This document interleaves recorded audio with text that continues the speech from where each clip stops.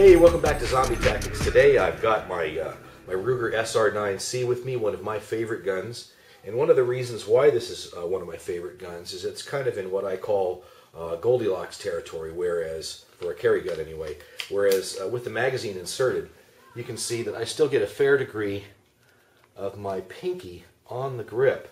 And that's not the case with a Glock 26, which would be my second favorite choice for this reason alone, that I get with that Glock 26, it'd just be hanging off the edge. There's not enough grip there. So I really like the SR9C. That's one of the reasons why I think this is a great choice for me for a carry pistol.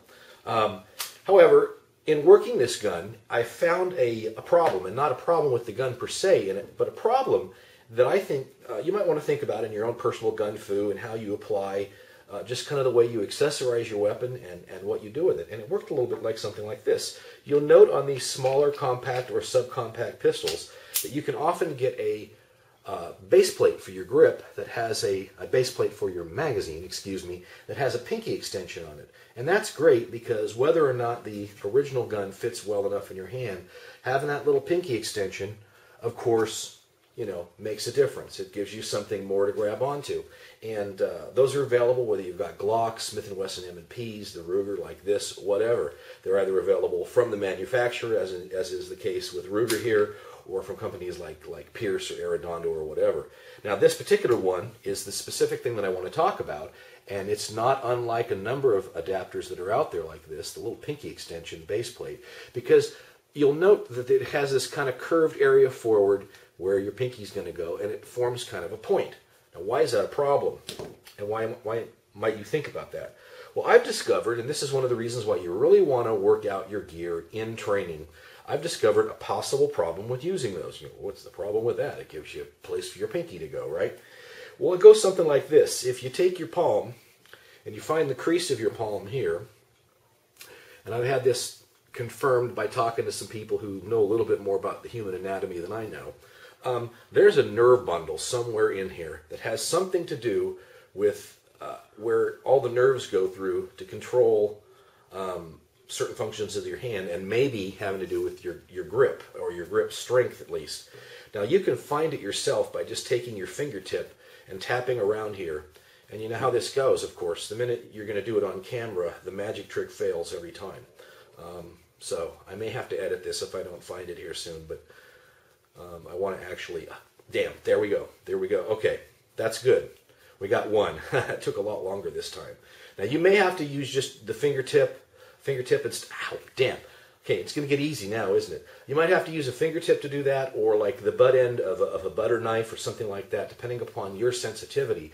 But it's a virtual guarantee that if you're a normal human being, you're going to find that little ganglion area there. And believe it or not, that's right in the area that when you go to insert a magazine into your gun, that's right in the area where you're very likely to jam down on that. Now that's not a big deal if you've got a base plate like this with a wide plate on it, or the full-size magazine that has the wide plate on it here.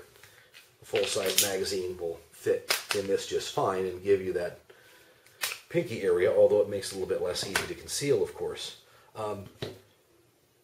But you get that pointed one, and now all of a sudden, when you're shoving that magazine in there and you're going wham, what are you doing? You're going to have to take extra care to not jam that on here, because this is what happened to me. And I've heard of this happening to other people.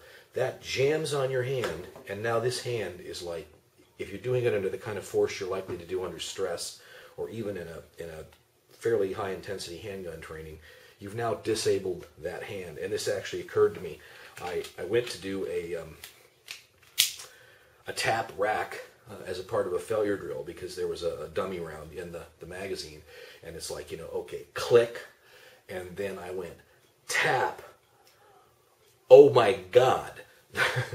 The hand is now, like it's gone to sleep. I can't grab anything with it. And I ended up having to go to a one-handed technique to rack the slide. The instructor saw that and came over, whoa, what are you doing a one-handed technique here for? We're not working that right now. That's cool and all. That's something we do in this class, and we're going to do it later. but you shouldn't be doing that right now. Yeah, that's not what working. What's going on? Well, I hurt my hand. He was going, whoa, what happened? Did you shoot yourself or step on your hand somehow or something like that? I go, no, look what I found out. And he goes, oh yeah, I've heard of that happening before. Oh, great. Thanks. Now I know. So my thought is one of two things is likely, because I get enough of a good grip on the gun with just a flat base plate.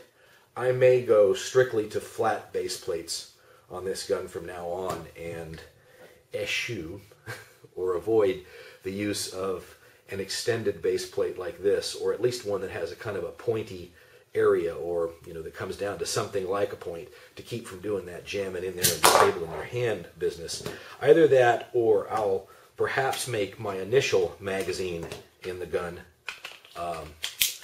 the one with the pinky extension, and then every additional magazine thereafter is going to be one with a flat base plate. Something for you to experiment, a possible problem. This is the kind of thing you learn only by working with your guns, working with your equipment under something of more than just a range situation, where you're just plinking a few rounds and taking your own sweet time. Certainly as many manipulations where you have to work with actually slamming the bottom of the magazine, tap, rack, bang, is a part of, tapping and racking at least, is a part of every malfunction clearance that there is, really, at least the main types of malfunction clearance. So that's kind of a big deal if the very act of clearing your weapon or bringing it into battery is something that could disable your support hand. Something to think about in your personal GunFu, whether or not you want to use these kind of pointed base plates, or where they fit within your kit. And that's Zombie Tactics for today. We'll see you next time. Bye-bye.